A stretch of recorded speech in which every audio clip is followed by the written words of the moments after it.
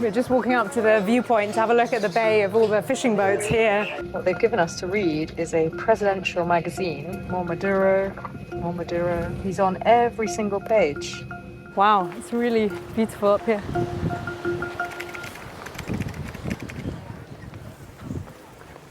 I'm Ione Wells, I'm the BBC's South America correspondent. This week, I'm in Venezuela. I've been granted a rare 12-day visa to report from inside the country. It's the first time I've been here in nearly 2 years. It's also the first time I've been here since the US strikes on Venezuela on the 3rd of January, when the US seized its President Nicolás Maduro. They took him to the US to face drugs and weapons conspiracy charges, which he denies.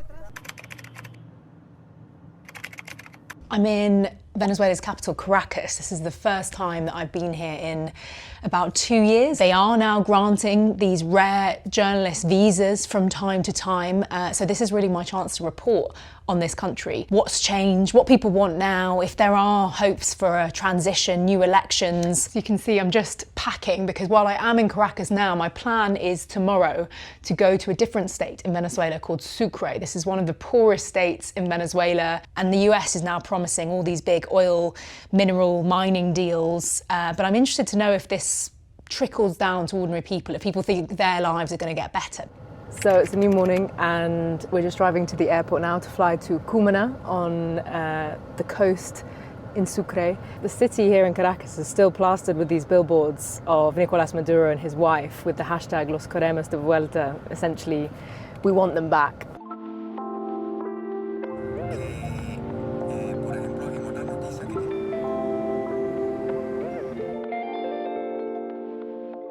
Just arrived at the domestic airport terminal now, so probably won't be able to film inside the airport. I'm on the plane now, heading to Cumaná, and what they've given us to read is a presidential magazine, picture of Nicolás Maduro on the front. Quite a lot of pro-government articles by the looks of it. More Maduro, more Maduro.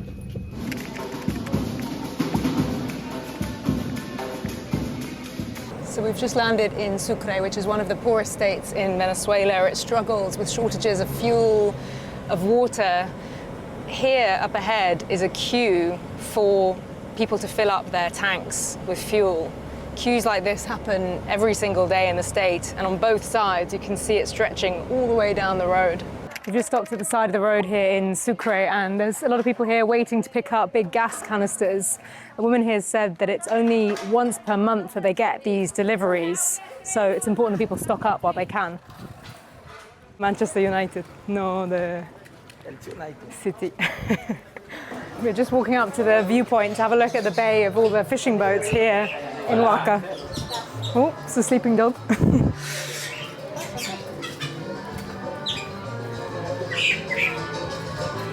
Oh, careful, it's going to be quite a hot climb up here. Wow, it's really beautiful up here. Wow, there's so many boats. ¿Cuántos barcos más o menos en Huaca? 100. 100? Sí.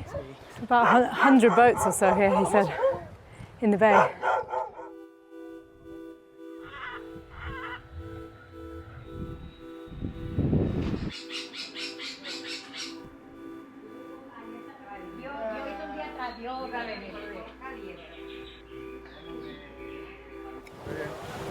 Fishermen here have been explaining how difficult life is because of the cost of fuel which they need for their boats. One said that a litre is now $2, which on wages here is incredibly expensive. Somewhere out to sea there in the peninsula is a site that the oil company Shell is going to develop into a huge new gas project. They've just signed a deal with the US and Venezuelan government, giving them the green light to go ahead. And I'm interested to speak to people here in the town of Huaca about whether they think that that will make a difference to the economy here, make a difference to people's lives, given it's an area that suffers with really high levels of poverty. By the coast, I got chatting to a fisherman called Pablo Marin. Here, not a single penny of foreign currency reaches us. In another country, in Ecuador, a family could make $500 catching 100 kilograms of fish, pay for fuel, and still have enough left over for food. Here, if you catch 100 kilograms of fish, you have to find another 100 to cover your expenses, so you are left with nothing.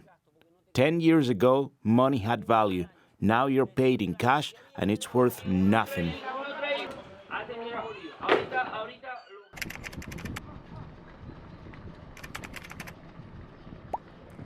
This town, Wiria, has been hugely impacted by the US strikes on alleged small drug trafficking vessels. The strikes in total have now killed more than 150 people.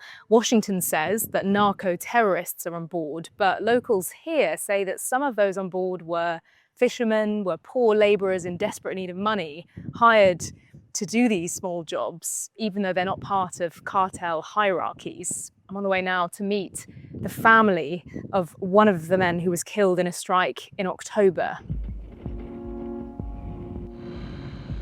I travelled to see Dianis Noriega. She's a mother of 5 and her husband Luis was one of the people allegedly killed in a strike in October last year.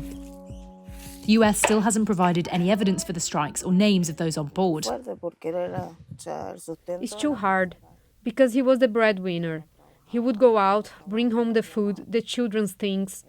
The children have heard humors, but they don't accept them. They were convinced their dad was coming back. At school, the kids were telling my daughter that her dad was killed in a boat or that he was blown up. She got depressed.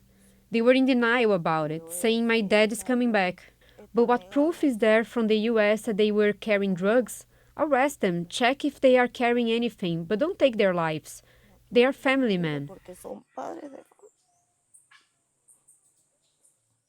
I also went to meet the brother of another man allegedly killed in a strike in October, who wanted to remain anonymous. I heard they offered him $10,000. It's difficult here. I work and earn $10 a week. It's basically enough for 3 lunches. The problem is, it's an opportunity. What a fisherman doesn't give him enough to repair an engine. That's why they get involved in that. But it's not that they do it full time. We're in the city now of Cumaná, and this town is suffering from an extreme water crisis at the moment. People have been without water for about 2 weeks, and so there's just nothing coming out of the taps at all, nothing to drink, to wash, for sanitation. We've just actually tried finding public bathrooms that are open in a mall, in restaurants, and all of them are closed because there's just no running water.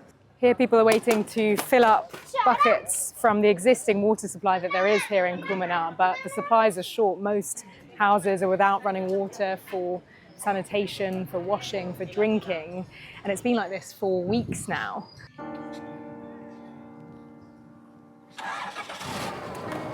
Okay.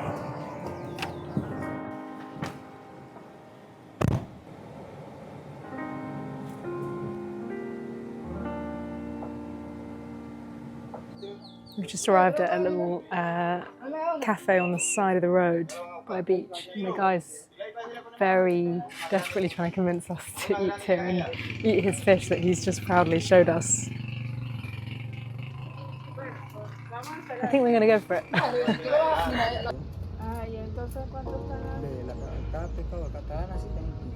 As side of the street lunch spots go, this one is pretty picturesque. Lots of fishing boats in the background. Cerveza, hay agua de coco también, cualquier cosa. Lo que ustedes sean. ¿Hay que saber pescar? No. Really nice.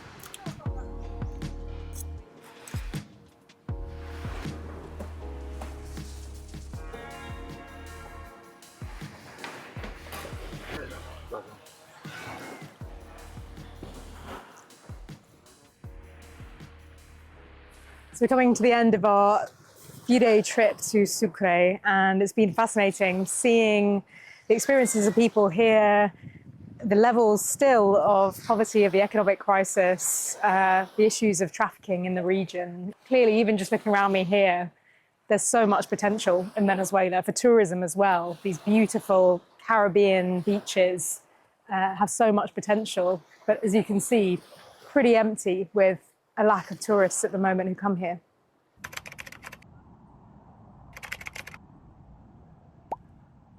So I'm all packed up now and ready to go back to my base, Sao Paulo in Brazil, sadly leaving Venezuela. It's nice to be in a fresh pair of clothes though after travelling for the last couple of days and packing very lightly. One of the main takeaways I've had is that being here in Caracas in particular, it does feel like there is a sense of change, of hope. But I think when it comes to places like Sucre, where I've been for the last couple of days, it's clear that some of Venezuela's problems, particularly its economic problems, are so deeply embedded that it's going to take potentially a very long time still for some of those issues to change. And I think the sense there is that just because there's a new interim president who is working with the US, just because the US is promising new oil and mining investment deals, while there is some hope that that might change things, that might change the bigger economic picture, people still don't know if that's going to make a real difference to their lives. But I hope that I'll be back soon to report on some of those changes.